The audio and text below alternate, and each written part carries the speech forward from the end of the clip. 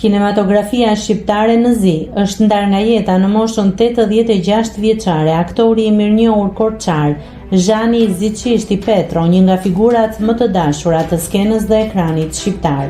Lajmi është bërë publik nga Qendra e Artit dhe Kulturës Korç, e cila në një njoftim zyrtar shpreh dhimbjen për humbjen e artistit që I dha teatrit dhe filmit shqiptar vite të tëra për pushtimi, pasioni dhe profesionalizmi.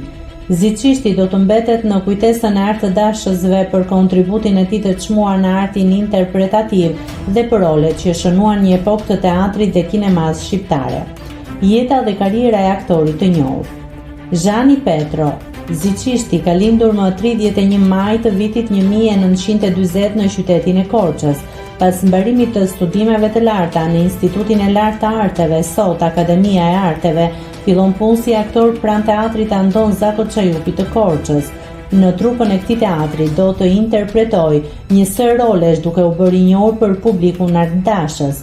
Roli I parë I aktorit në kinematografi do të jetë ai mësues agronit në filmin Lundrite në vitin 1970. Zhani Petro Ziçishti do të interpretojë në 16 role në filma artistik. Nëse klikoni mbi butonin subscribe, do t'ju shfaqen të gjitha publikimet tona. Ju ftoj t'i bëni subscribe kanalit, të pëlqeni videot dhe të lini komentin tuaj.